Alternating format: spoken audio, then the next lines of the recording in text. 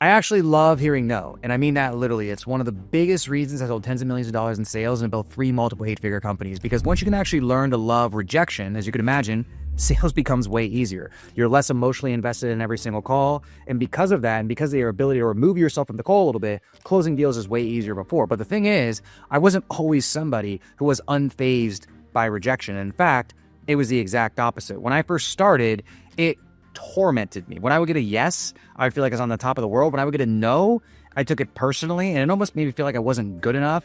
And it was almost proof in a way that I just wasn't cut out for sales after all. And that didn't just make taking sales calls day after day really, really hard, but it also, being so emotionally involved in every single call, destroyed my sales performance as well. So in this video, I want to share with you how I completely rewired my relationship with rejection by using 3 simple rules, and how that mindset shift helped me sell way more in sales than I really ever thought possible. So back in 2018, I was selling lead generation to real estate agents that were specifically over 55. So these were very hardened sales resistant spokes. And it was my first sales job ever. And I was legit the worst person on the team. I sucked and sucked bad, just to be honest. The only reason they kept me on the team was because I was so coachable and I worked really hard, but I was not good.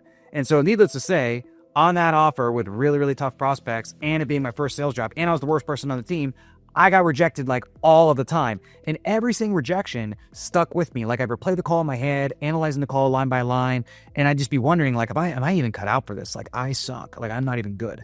And so one night, one of my routines is I was walking downtown in Nashville, Tennessee. I had my earbuds in, and I was listening back to one of my calls. I always did call reviews on my walks, and I'd be listening back to the calls, wondering okay, I could have done this better. I could have done that better. I could have said this that way. I should have paused here.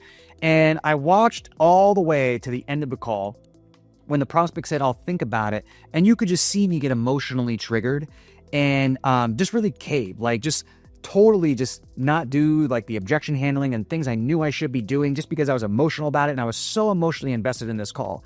And that's when this principle really hit me, is that on every single sales call, I was putting my own self-worth on the line. I was emotionally invested in the call so much that I was putting my own self-worth on the line. I was unconsciously saying to myself, if I close this sale, I'm good. If I don't close this sale, I suck. And that's when I realized something that really changed everything for me, is even when you're a good closer, let's say you're closing 40%, which nobody on my team was actually closing 40%. So let's imagine I was closing 40% on the team I was at. I'm still, even at 40%, getting rejected 60% of the time. So even if I somehow became the best closer on the team, I'd still feel like crap 60% of the time, which made no sense. And I knew that good closers that were closing 40% or 30% even, they weren't thinking this way. And so because of that, I knew there had to be a better way. So I really asked myself, if I can't control whether they say yes or no, if I can't control the outcome of the call, what can I control?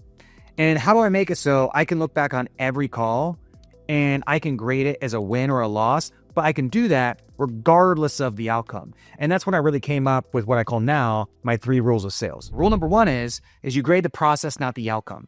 So after every call, I stopped asking, did I close them, or did they pay, did they buy, did they give me my credit card or their credit card? And instead, I asked myself, okay, did I fully flesh out discovery? Did I surface all the objections before I actually got to the close? Because the truth is, and what I learned later, is all objections boil down to 7 core limiting beliefs: pain, doubt, cost, desire, money, support, trust.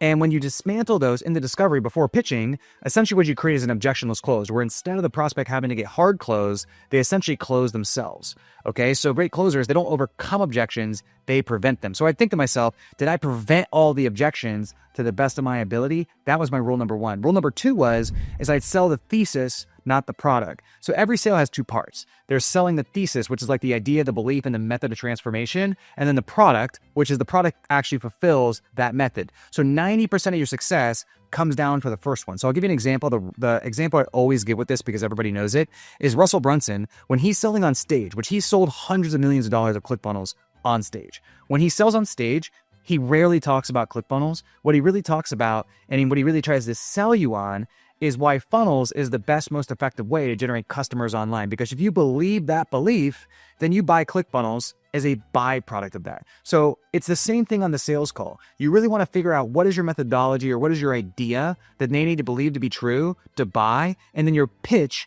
is really about getting them as bought in as possible on that idea. Okay. So I asked myself on every single call, like, did I get to the end of the call with them 100% bought in and being like, man, I really, really want to do it. I just got to figure out the finances, or I literally don't have the money, or I really want to do it. I just need to consult my partner. I really want to do it, but I want to get to my spouse and then I got to get back with you in a few days. And some of those deals might fall through the cracks, but I knew on every single time, if I could just get the prospects sold, like if I could leave the call and they're like 100% bought in, there was nothing else I could do. Now, rule number 3 is to hold them accountable to who they said they wanted to be. All right. So a lot of prospects, they want success, but when push comes to shove at the end of the call, their actions don't align with their words. And that's why the best objection handling isn't necessarily manipulation, it's accountability. So it's as simple as saying like, hey, can I ask you something honestly? Earlier on the call, you told me this was your number 1 priority, but now you're saying you want to wait till the end of next quarter. So what's really going on? So you can't control if somebody buys, but what you can control is whether you held them accountable to the things they said they wanted to do or not. Okay. And then I'll give you a bonus rule as well. And that rule is enjoy the game. And this one's underrated because you actually have to enjoy the process. And the more you can learn to enjoy kind of the gamification and the game of sales itself, the more fun the calls will become. And the more you'll actually look forward to every single call. And it's the easiest way to sort of remove yourself from being emotionally invested in the call. You stop being rejection, you start getting more curious, and you actually enter flow state. There's actually a lot of research that shows the more kind of fun you can have with a task that's actually challenging, the easier it is to enter flow state. So to wrap this all up, the mindset shift overall is stop grading yourself on how many people say yes and start grading yourself on how well you executed the process. Detach from the outcome, reattach from the process, and then you give yourself the ability for every call to become a win. Doesn't mean you're going to win every single call. There's going to be calls where you look back and you're like, man, I screwed that up. But you will have times where you don't make the sale, but you look back and you're like, dang, that was one of the best calls I ever did. And having that control and putting that back into your power makes all the difference in sales. So that's it for this video. If you want to see how I actually handle objections in real time, you can check out this video right here.